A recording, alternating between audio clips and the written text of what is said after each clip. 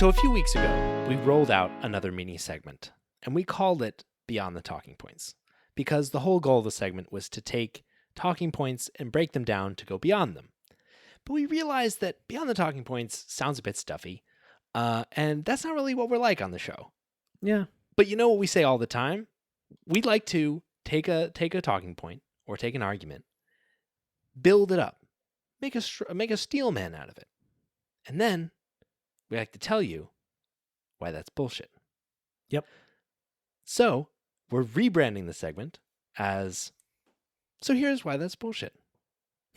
So Nathan, what's the claim today that we're breaking down?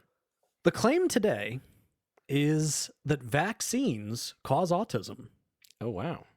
Oftentimes, when it comes to the vaccine autism tie-in, the vaccine autism argument, what people point out is the fact that we've seen an increase in the number of vaccines that kids get at a younger age.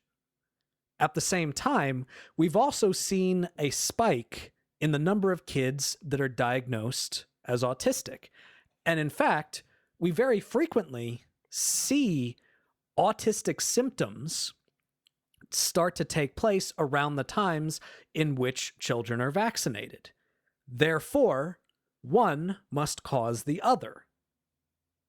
So here's why that's bullshit. So first off, the reason why there have been more vaccines is because we've developed more vaccines, which of course we have. When it comes to any type of medical advancement, we're going to slowly get better and better. Furthermore, we discover new diseases every day, which need new vaccines. All right? We improve vaccines. We develop more vaccines for old diseases that we were never able to develop before.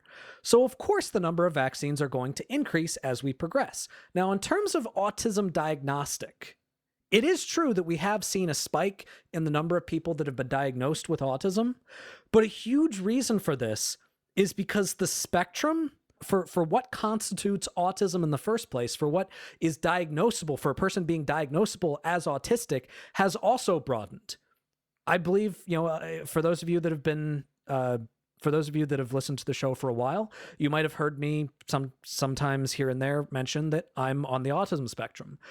Now, I probably would not have been diagnosed as autistic 30 years ago, and in fact, if you are verbal at all, it would have been hard to be diagnosed with autism, as you go further back.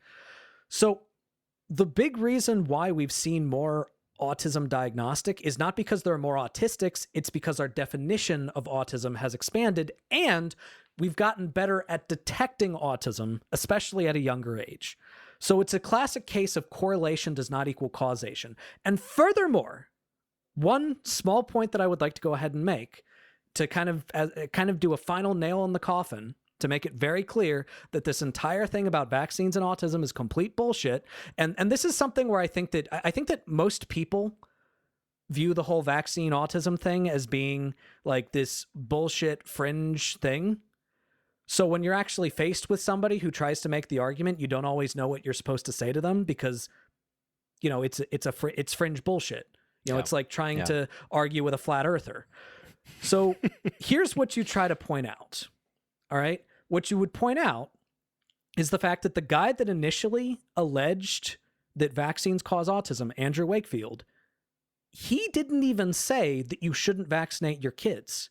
What his argument was that there might be a connection between the MMR vaccine, the mumps, measles, and rubella multi-dose vaccine, and autism. What he recommended instead was that parents use single-dose vaccines, meaning a single dose for mumps, for measles, and for rubella.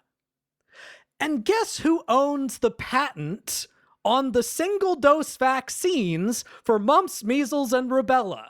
Andrew fucking Wakefield. Oh my So it was God. a complete conflict of interest. And that's why that's bullshit.